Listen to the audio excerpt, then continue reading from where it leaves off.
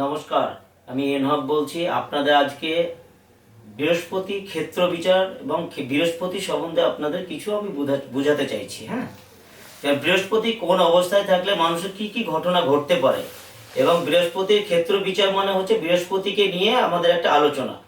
বৃহস্পতি হচ্ছে একটা শুভ গ্রহ। বৃহস্পতি মানুষকে অর্থ, ধন, সম্পদ সব কিছুই বৃহস্পতি থেকেই আসে। বৃহস্পতি একটা শুভ গ্রহ। হ্যাঁ, বৃহস্পতি স্থান কোন অবস্থায়, কোন সময়, কি অবস্থায় থাকে সেটা আপনাদেরকে আজকে পুরোটাই বোঝাচ্ছি। বৃহস্পতি ক্ষেত্র বিচার মানে হচ্ছে বৃহস্পতিকে নিয়ে একটা আলোচনা।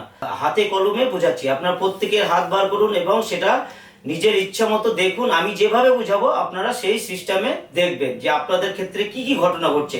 বৃহস্পতি উচ্চস্তর থাকলে কি ঘটনা ঘটে, বৃহস্পতি নিচস্তর থাকলে কি হতে পারে, বৃহস্পতিকে যদি কোনো রেখা কষ করে তাহলে মানুষের কি ঘটনা ঘটতে পারে। বৃহস্পতি মানুষকে অর্থ দেয় এবং মানুষের দারিদ্রতা পর্যন্ত নিয়ে যায়। বৃহস্পতির সম্বন্ধে আপনাকে বোঝাচ্ছি। বৃহস্পতিকে কোন জায়গাটাকে বৃহস্পতি বলে, যেমন তর্জনী আঙুলের নিচের জায়গাটা যেটা আছে সেইটাকে বৃহস্পতি বলে। এই জায়গাটা আপনাদের হাতে কলমে বোঝাচ্ছি, সেই জায়গাটা আপনারা দেখবেন। তারপর আপনারা নিজে নিজে হাত বার করে দেখবেন যে জিনিসটা, তবেই বুঝতে পারবেন বিষয়টা এবং জানতে পারবেন।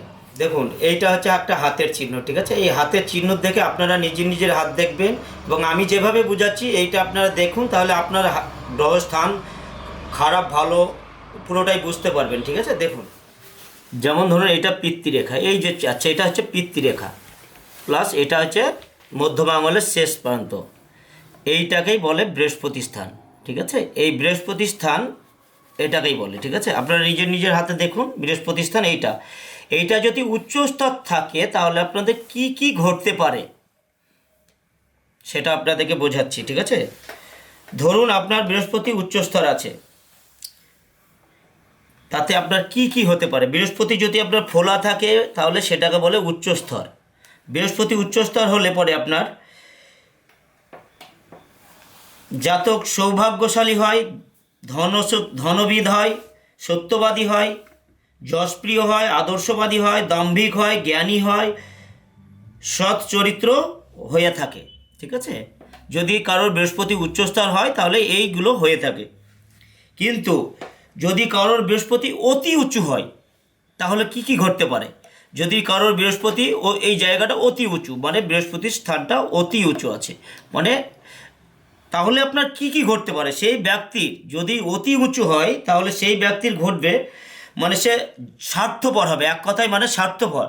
সে মানুষের প্রতি অমানবিক, মানে স্বার্থপর কি দাম্ভিক, যেগুলো হয় নিজের মন মতো চলা, কাউকে মানুষের মতো মানুষ মনে করবে না, নিজের মতো চলবে, মানে স্বার্থপর, যাক কথাই বলে। দাম্ভিক মানে কাউকেও মানুষ মনে করবে না, ঠিক আছে? স্বেচ্ছাচারী মানে হচ্ছে মানে কারোর পরও করবে না, যে কোনো মানুষকে সম্মান দেবে না, স্বেচ্ছাচারী, নিজের মন মতো চলবে, ঠিক আছে?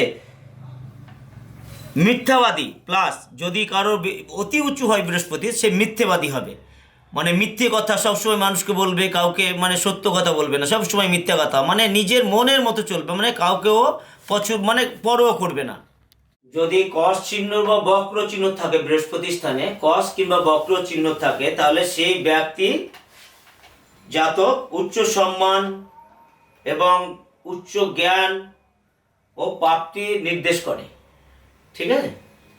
তারপরে যদি যদি বৃহস্পতি স্থানে, যদি ধরুন বৃহস্পতি স্থানে চতুষ্কোণ আছে এবং ওই চতুষ্কোণকে কোনো রেখা কষ করছে, তাহলে সেই ব্যক্তি মানে সৌভাগ্যশালী, সম্মান, অর্থ, মানে সারা জীবন এক কথায় সুখ ভোগ করবে, ঠিক আছে?